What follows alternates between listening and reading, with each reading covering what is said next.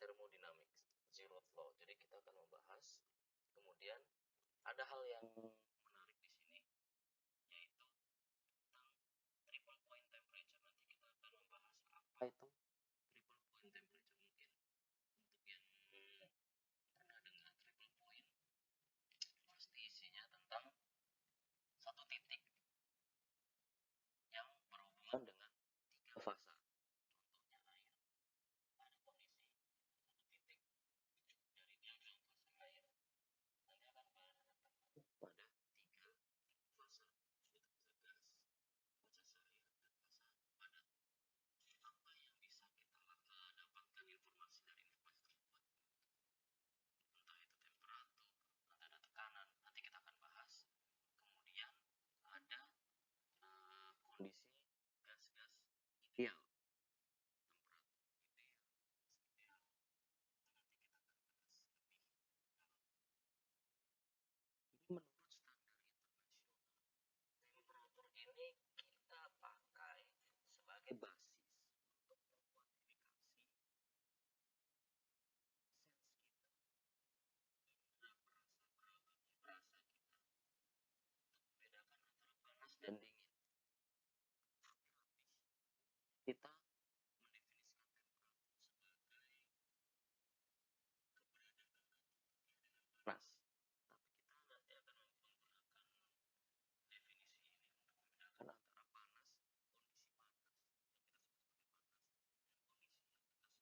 dan kondisi yang kita sebut sebagai dingin. Umumnya kondisi ini kita sudah tahu biasa diukur dengan menggunakan termometer yang mengandung suatu unsur dengan suatu properti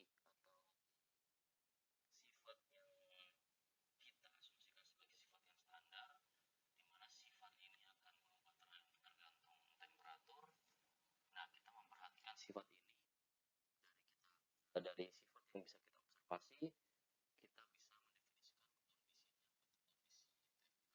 kondisi temperatur rendah atau temperatur tinggi. Jadi bagaimana prinsip kerja dari temperatur termometer? Prinsipnya adalah ketika kita memberikan kontak secara termometer, objek yang kita ukur temperaturnya, di sini terjadi penyetimbangan termal. Jadi kalau kondisinya termometer kita kondisi temperaturnya rendah, kita tempelkan pada objek dengan temperatur tinggi, di sini akan terjadi penyetimbangan.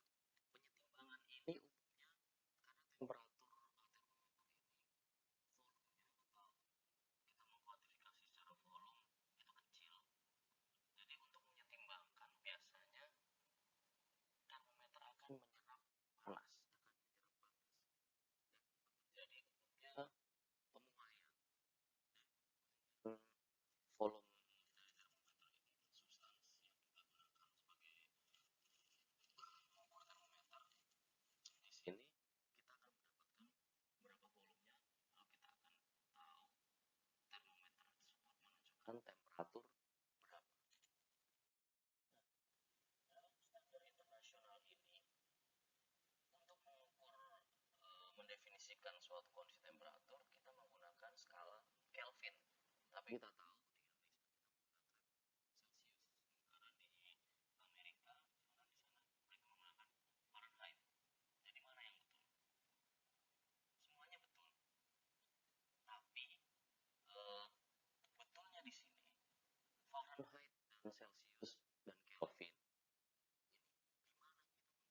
Umumnya kita menggunakan Celsius untuk kondisi sehari-hari, misalkan di luar temperaturnya 30 derajat Celcius.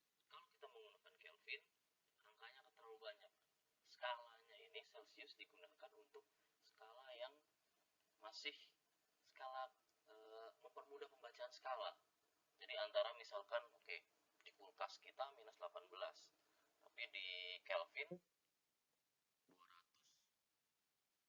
sekitar 255 Kelvin. Itu skalanya akan terlalu tinggi, kita akan susah untuk membedakan karena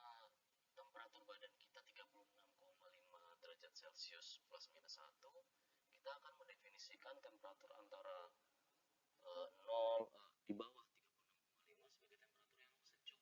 Mungkin 30 masih panas karena batu bara kita di dalam sekitar temperatur di bagian luar ini cenderung lebih dingin atau sekitar 27.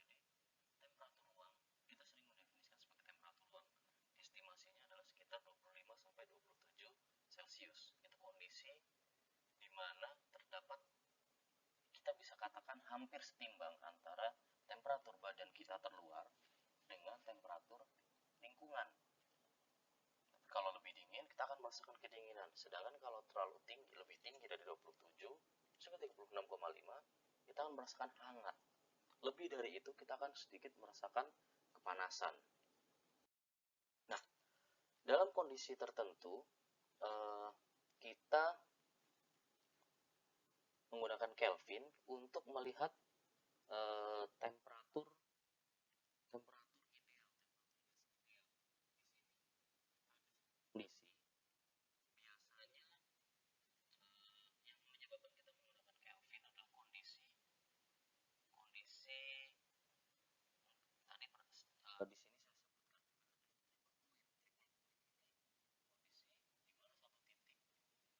titik itu ketika berubah temperatur itu bisa langsung berubah fasanya langsung berubah. Jadi titik di mana ada fasa pertemuan antara fasa gas, cair, dan padat. Nah, triple point ini yang digunakan sebagai basis penggunaan skala Kelvin.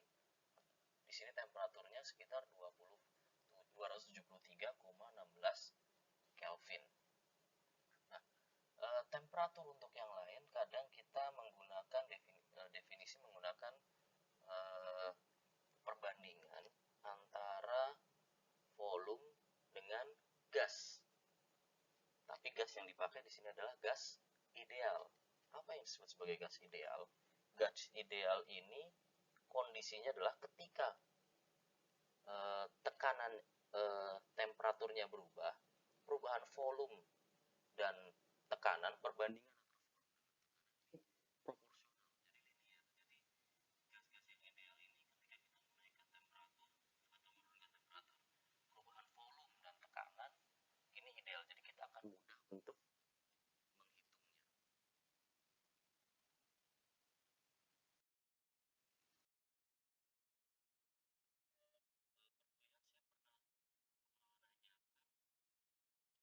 Ada di sini perbandingan perbedaan antara termodinamik dan kinetik. Termodinamik dalam bahasa sederhana saya pernah mengatakan adalah kondisi bisa atau tidak terjadi.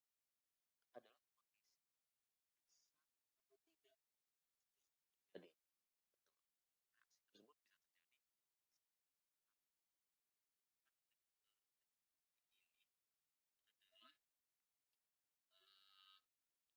bisa terjadi. Ini adalah kondisi yang sangat dipengaruhi oleh energi dalam atau internal energi. Umumnya energi ini adalah energi panas. Energi panas. Jadi kalau ada perubahan panas sedikit, mungkin reaksi dapat terjadi atau tidak. Jadi oleh karena itu kita di sini untuk temperatur ini akan lebih membahas kepada kondisi termodinamik. Temperatur ini dapat untuk menentukan suatu reaksi dapat terjadi atau tidak. Nah, di sini saya tadi sudah menyampaikan ada skala internasional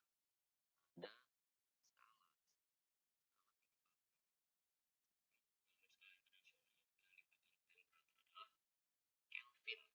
Di sini ada beberapa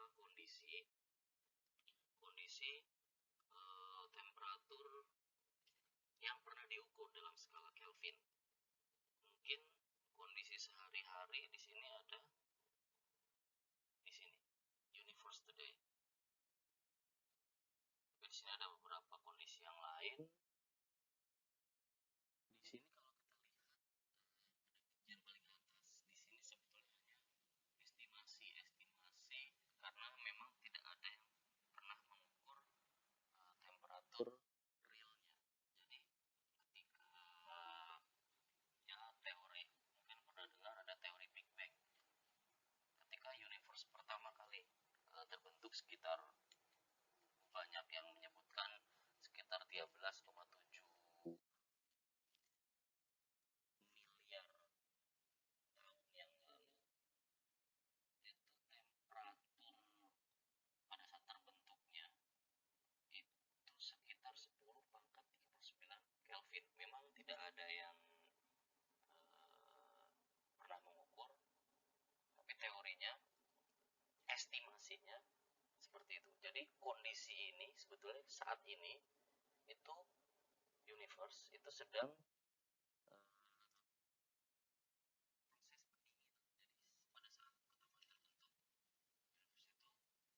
expand pada yang dikenal sebagai teori Big Bang, dan sejak saat itu mulai menyusut karena terjadi pendinginan.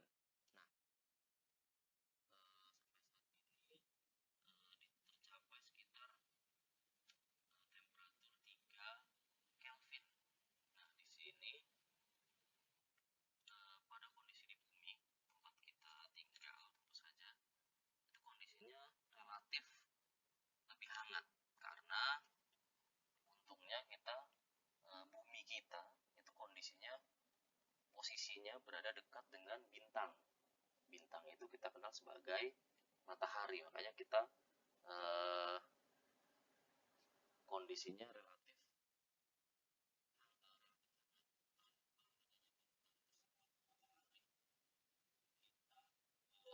bahkan kondisi bumi kita bisa mencapai 3 Kelvin. 3 Kelvin ini mungkin di bawah 200 Celcius kalau kita menggunakan skala Celcius. Jadi kalau tidak ada matahari, temperatur yang sangat rendah, bisa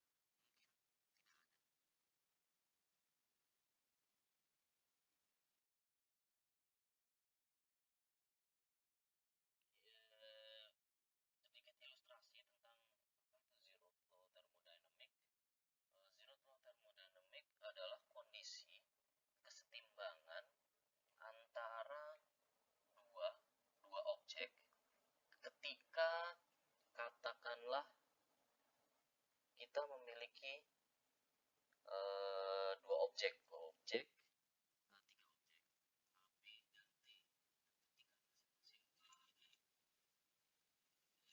ini kondisinya secara termal setimbang dengan T, dan kita hitung pada kondisi kedua B, objek B kondisinya juga setimbang dengan T.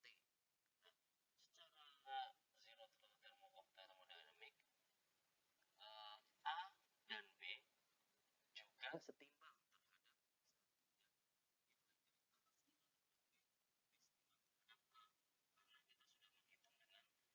objek ketiga. Jadi secara kalau kita gunakan bahasa yang informal, dari zero flow thermodynamic ini setiap objek memiliki properti, memiliki sifat yang disebut sebagai temperatur. Nah, ketika dua bodies ini dua objek setimbang secara thermal, kita bisa katakan temperatur dari dua objek ini sama atau seragam.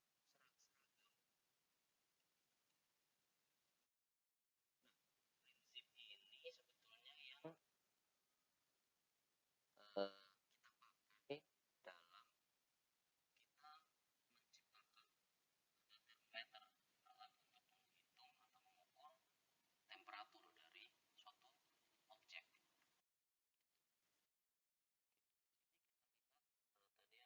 Tadi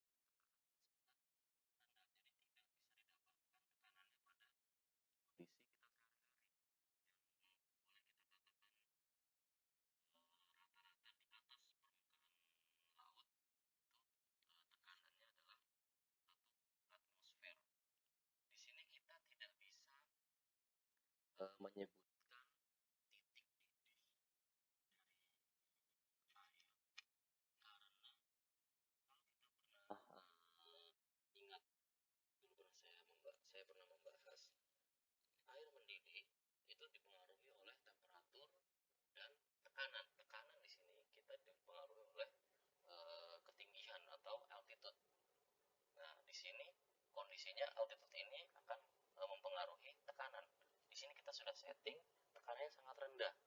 Titik didihnya di sini juga sangat rendah. Kondisi triple point dari air ini temperaturnya adalah sekitar 273,16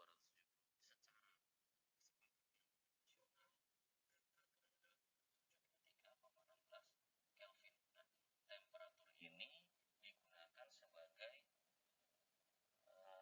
kalibrasi ketika kita akan mengkalibrasi suatu termometer. Jadi yang dipakai adalah triple point dari air. Kita bicara triple point dari air untuk tekanannya hanya sekitar 611 Pascal atau 0,006 atmosfer. Sementara 1 atmosfer itu setara dengan 101.000 Pascal, 101 kilopascal. Di sini tekanan kondisi kita sehari-hari. Di sini triple point 0,006 atmosfer, kemudian temperaturnya adalah 273,16 Kelvin. Nah, di sini kalau kita ingin mengkalibrasi termometer, ada kondisi yang harus dipenuhi, yaitu kondisi gasnya adalah gas yang konstan. Jadi gas yang sudah terukur, fix volume untuk gasnya. Di sini kita bisa nanti ketika kita aplikasikan panas volumenya akan berubah.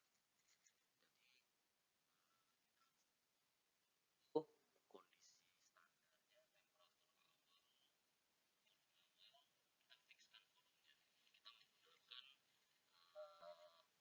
standarnya ada cairan di sini atau bisa menggunakan air, tapi air kemungkinan menguapnya tinggi, jadi kita biasa menggunakan bisa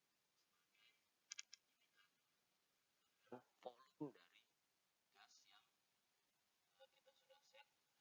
Kelvin,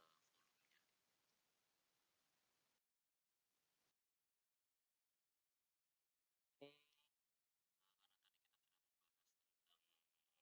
kita akan lebih penggunaan skala Celcius dan skala Fahrenheit yang umum digunakan dalam kehidupan sehari-hari. Mungkin untuk di standar SI kita menggunakan Celcius, tapi untuk di standar di Amerika menggunakan Fahrenheit. Oke, di sini ada cara kita mengonversi dari umumnya dari Kelvin, karena skala Kelvin skala yang lebar. Jadi kalau kita konversi, akurasinya akan tinggi dibandingkan kita langsung konversi dari Celcius ke Fahrenheit misalkan. Tapi itu bisa dilakukan, kita sudah ada perhitungannya. Sekarang perhatikan di sini dari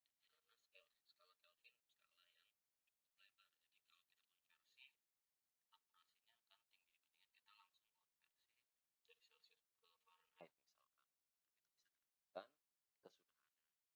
didapatkan dari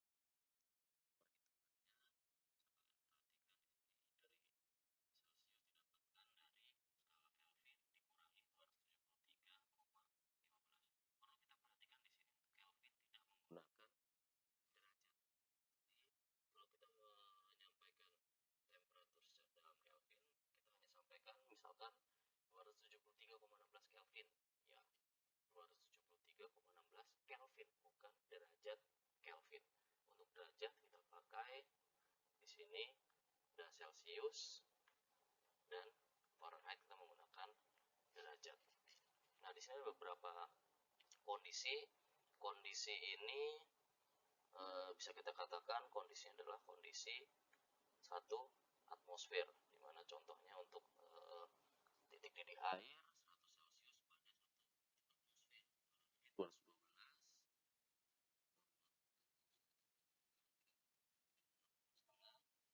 pada 212, 6,5. Ada beberapa kondisi di sini, silakan kalian cek lagi.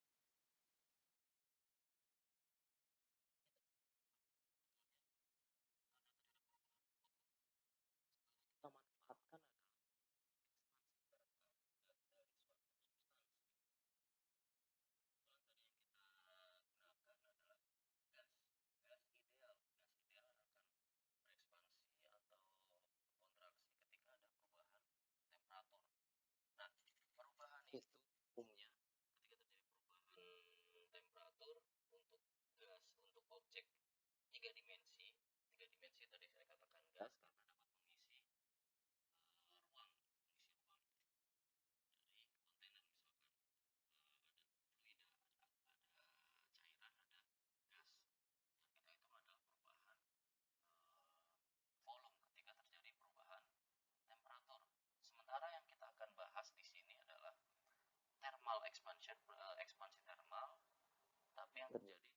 untuk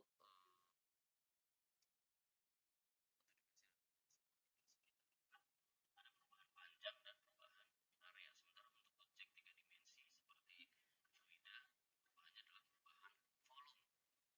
Apa sih yang bisa yang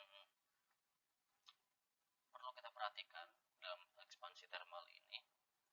Sebenarnya banyak sekali hal yang kita bisa lakukan dengan menggunakan fenomena ekspansi thermal.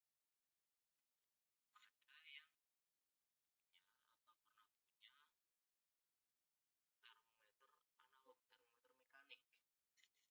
Termometer, kalau kita tadi perhatikan menghitung temperatur dengan memanfaatkan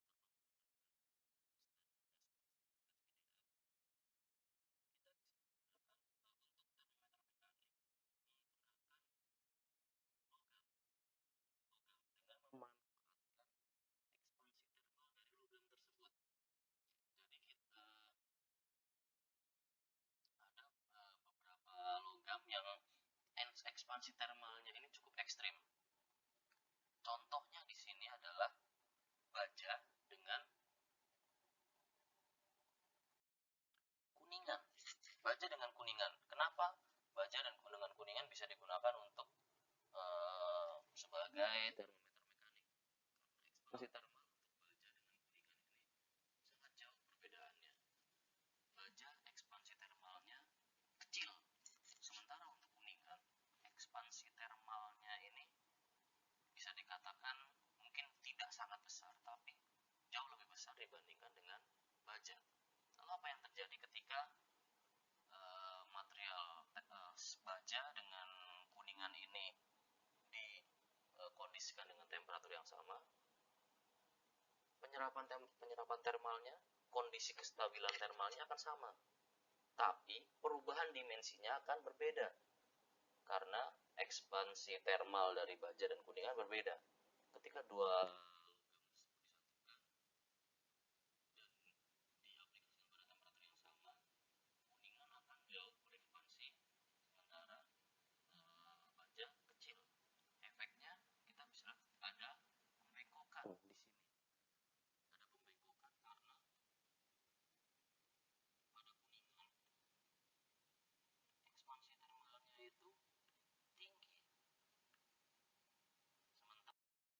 Jadi selain adanya ekspansi secara linier, di sini kita dapat menemukan ada ekspansi secara volume. Ekspansi dalam skala volume ini terjadi ketika parameter dalam diagram Cartesian sumbu X, Y, dan Z, parameternya seragam. Mungkin sphere atau bola, yaitu jari-jarinya selalu sama, atau kubus, panjang, lebar, tingginya sama. Jadi di sini kita bisa dapatkan ekspansi secara volume yang bisa kita pakai. Oke, di sini selalu silahkan kalian perhatikan untuk checkpointnya. Checkpoint di sini saya tidak akan bahas secara detail, tapi kalian bisa perhatikan, kalian bisa pause, kalian lihat nanti hasilnya seperti apa.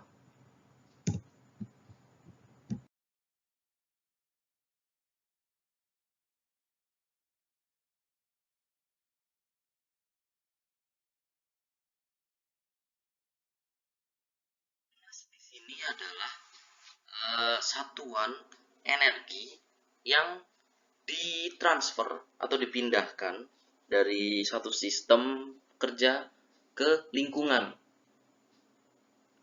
Dikarenakan ada perbedaan temperatur antara sistem tersebut dengan lingkungan. Ini juga yang mendasari salah satu prinsip penggunaan termometer. Nah, perpindahan panas ini, energi panas ini dapat diukur dengan beberapa satuan. Ada joule, kalori, dan kilokalori, kemudian British Thermal Unit. Mungkin British Thermal Unit ini kalau kalian dengar tidak terlalu familiar ya. Tapi BTU ini adalah satuan yang selalu dipakai dalam menentukan efisiensi dari pendingin ruangan atau AC. Coba kalau kalian tanya ke tukang AC, mungkin penjual AC, Satu yang dipakai adalah berapa BTU untuk misalkan AC1PK, AC1PK. Ini satuannya adalah BTU. Di sini kondisinya adalah kalau kita perhatikan pada gambar A, B, dan C, ketika sistem tersebut memiliki temperatur yang melebihi temperatur dari lingkungan, akan terjadi penyeimbangan. Penyeimbangan ini dengan pelepasan panas dari sistem ke lingkungan sampai terbentuk kesetimbangan seperti pada gambar B. Kesetimbangan ini temperatur sistem dengan temperatur lingkungan sudah sama, jadi tidak ada transfer panas lagi. Seperti pada gambar A, di sini dari sistem kita mendefinisikan sebagai sistem kehilangan panas. Sistem kehilangan panas. Sementara untuk gambar B, di sini sudah tercapai kesetimbangan. Kondisi sebaliknya pun, jika sistem temperaturnya lebih rendah dibandingkan dengan lingkungan, maka sistem tersebut akan menyerap panas sebesar Q. Sebesar Q sampai kondisinya setimbang seperti pada gambar B. Penyerapan panas ini dapat terjadi pada objek, semua objek, entah itu objek padatan atau objek cairan. Nah, untuk mencapai kesetimbangan tersebut tentu entah itu sistem atau lingkungan memiliki jumlah maksimal panas yang dapat diserap atau dilepaskan. Nah, ini yang kita sebut sebagai heat capacity. Heat capacity ini proporsional dengan jumlah panas yang dilepaskan atau diserap dan temperatur net yang dihasilkan pada suatu sistem.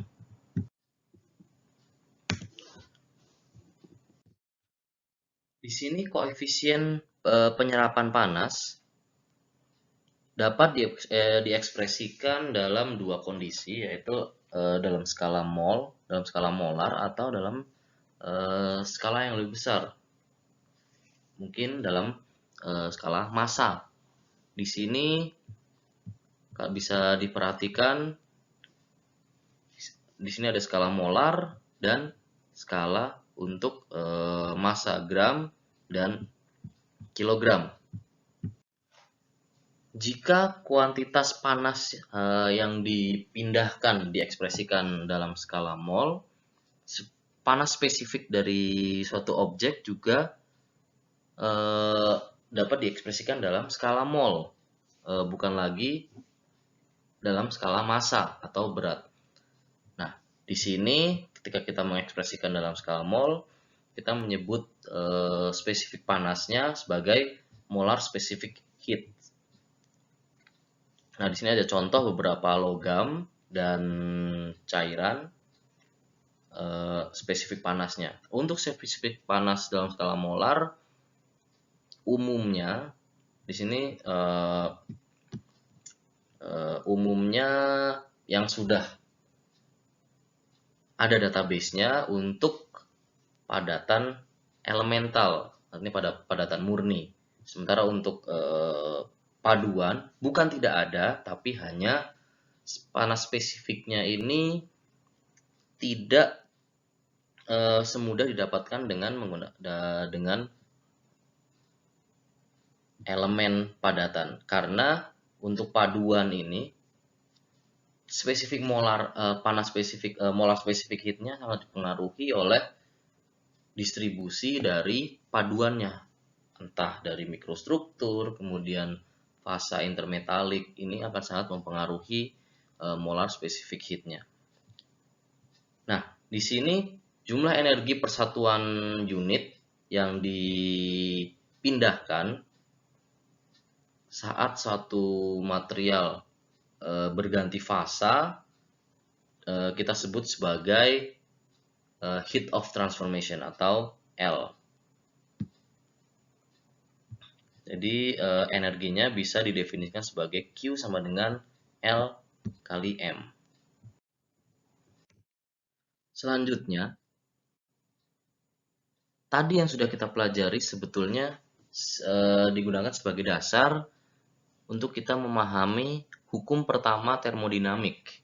Di sini ada beberapa kunci, yaitu suatu gas dapat memberikan pertukaran energi dengan lingkungannya dengan bantuan dari kerja. Kemudian prinsip dari konservasi energi dalam proses termodinamik kita nanti akan jabarkan di sini dalam hukum pertama termodinamik, di mana hukum pertama menggambarkan Q energi internal sama dengan Q dikurangi kerja, heat panas dikurangi dengan kerja.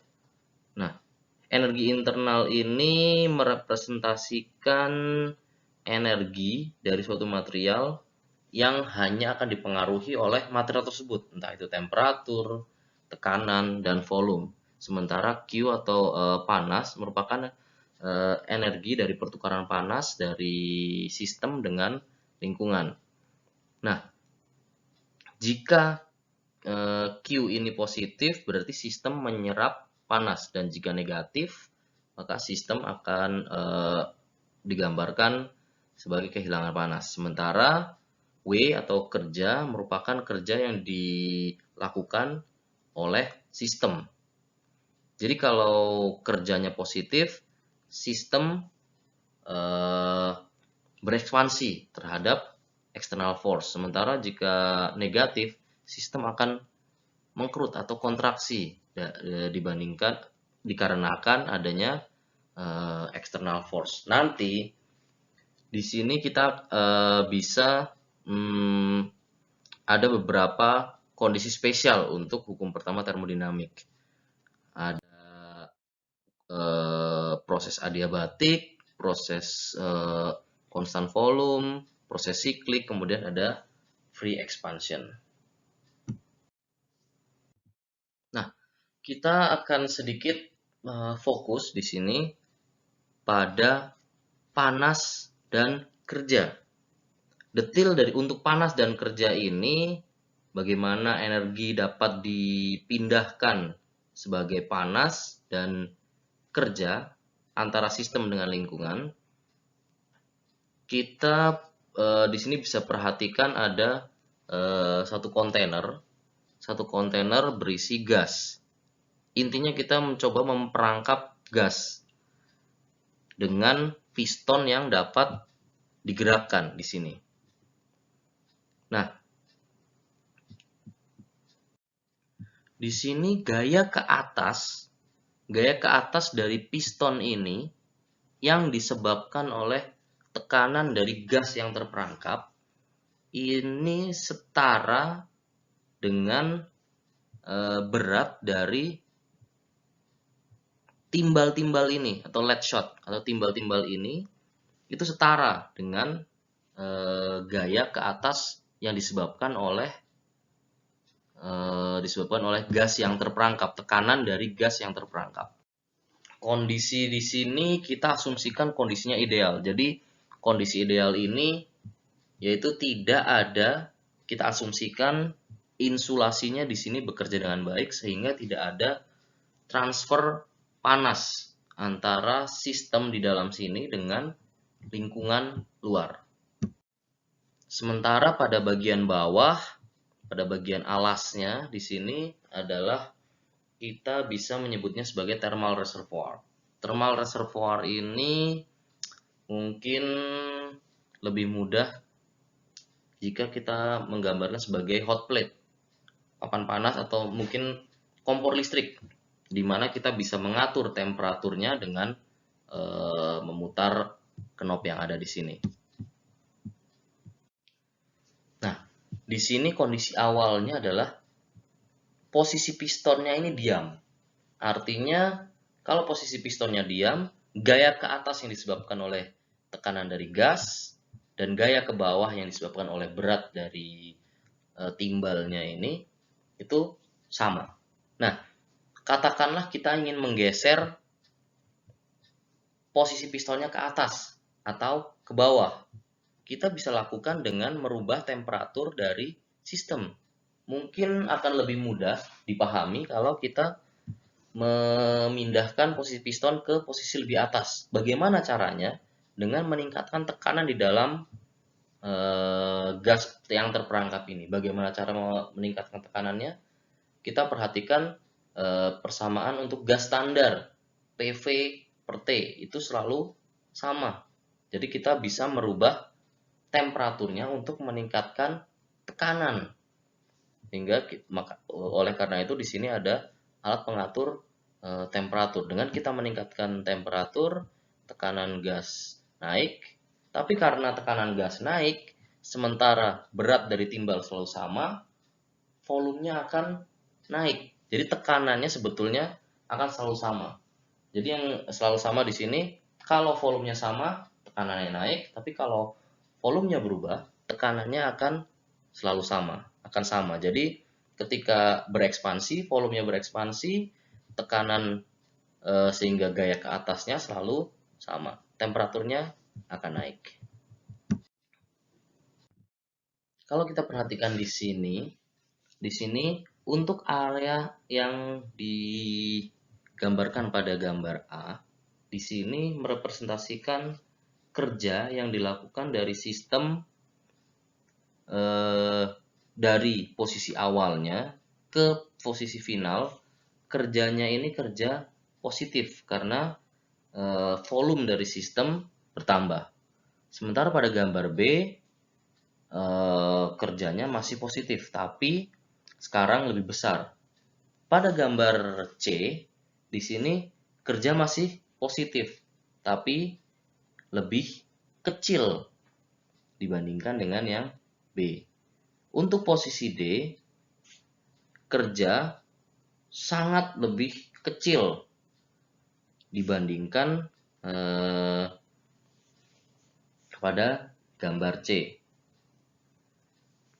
Kemudian pada gambar E, di sini karena sistem berubah dari posisi final ke posisi inisial, di mana gas ini terkompresi, volumenya jadi turun oleh gaya dari luar, sehingga kerja yang dilakukan oleh sistem ini negatif, sama dengan jadi kalau kita bisa gambarkan pada gambar F di sini cycle-nya, rutinitasnya, area yang berwarna orange ini merupakan area kerja dari gas yang terperangkap di sini. Di sini kita baru saja melihat ketika sistem berubah dari posisi awal ke posisi terakhir, di mana ada kerja dari luar. Dari sistem ini ada kerja yang dilakukan dan ada panas yang panas ini tergantung dari prosesnya. Hal yang bisa kita perhatikan di sini adalah total dari kerja dari panas dikurangi dengan kerja untuk semua proses ini selalu sama. Hanya yang perlu kita perhatikan adalah posisi awal dan posisi akhirnya. Tapi tidak dipengaruhi oleh bagaimana sistem tersebut berubah dari satu kondisi awal ke kondisi selanjutnya. Jika kita perhatikan di sini, energi internal dari suatu sistem cenderung akan naik jika ada energi yang ditambahkan dalam bentuk panas dan akan energi internal tersebut akan turun jika kehilangan energi dalam bentuk kerja. Nah, dari konservasi energi dari hukum pertama termodinamik, di sini ada beberapa proses adiabatik, proses constant volume, closed cycle, dan free expansion. Untuk proses adiabatik, ini terjadi secara cepat dan terjadi pada suatu sistem yang kita bisa katakan insulasinya ini sangat bagus sehingga tidak ada transfer energi atau transfer panas antara sistem dan lingkungannya. Di sini kalau kita gambarkan tadi itu sudah terinsulasi, kita asumsikan insulasinya insulasi ideal, efisiensi 100%. Di sini total dari energi dalam bentuk panas ini sama dengan 0. Jadi konsekuensinya total energi internal ini sangat dipengaruhi oleh kerja dari sistem tersebut. Kemudian untuk constant volume ini bisa kita katakan tidak ada pengaruh energi dari luar atau kerja. Jadi kerjanya ini 0, konsekuensinya adalah energi internal akan sangat dipengaruhi oleh panas dari sistemnya.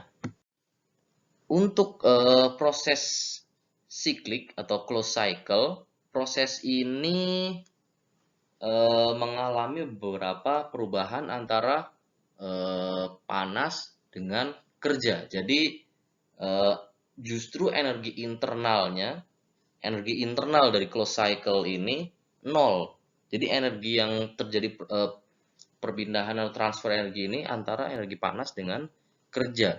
Jadi konsekuensinya adalah energi panas dalam bentuk panas itu sama dengan energi dalam bentuk kerja. Nah, sementara yang keempat, proses ekspansi bebas atau free expansion di sini adalah salah satu proses adiabatik di mana tidak ada transfer panas antara sistem dengan lingkungan dan tidak ada kerja yang dilakukan sehingga Q-nya atau heat-nya adalah 0, work-nya sama dengan 0 juga. Jadi untuk hukum pertama energi internal dari free expansion ini sama dengan 0. Nah, selanjutnya bagaimana panas ini dapat berpindah? Mekanismenya ada berapa saja? Yang pertama adalah konduksi termal. Contoh untuk konduksi termal ini adalah mungkin kita ketika kita memasak dengan menggunakan panci dengan adanya pegangan dari logam, ketika kita memasak lama kelamaan pegangannya juga akan panas. Nah, di sini panas berpindah melalui sistem konduksi. Selanjutnya adalah konveksi. Contoh untuk konveksi ini sangat dipengaruhi oleh kondisi di sekitar panasnya. Contoh yang paling nyata untuk konveksi adalah ketika kalian berdiri di dekat api unggun, kalian akan merasakan hangat. Sementara kalau kalian hanya berdiri di depan lilin, panasnya tidak akan terlalu tinggi. Ini karena perpindahannya sangat dipengaruhi oleh source dari panasnya, di mana api unggun source panasnya itu sangat besar, sementara untuk lilin source panasnya kecil, sementara lingkungannya sama. Jadi yang akan kalian rasakan itu sangat dipengaruhi oleh source-nya, lingkungan, didapatkan dengan menggunakan konveksi. Nah, yang ketiga adalah thermal radiasi. Thermal radiasi ini dipengaruhi oleh gelombang elektromagnetik. Gelombang elektromagnetik ini juga akan membawa panas. Contoh yang paling nyata adalah infrared. Kita menggunakan infrared untuk menentukan eh, temperatur tubuh dari manusia atau hewan atau suatu objek itu dengan menggunakan kita bisa menangkap panjang gelombangnya ini dengan adanya radiasi dari elektromagnetik. Oke, ini rangkumannya silahkan baca. Nah, oke, tugasnya silahkan kalian lihat. Di sini ada 6 soal. Tolong kumpulkan tepat minggu depan.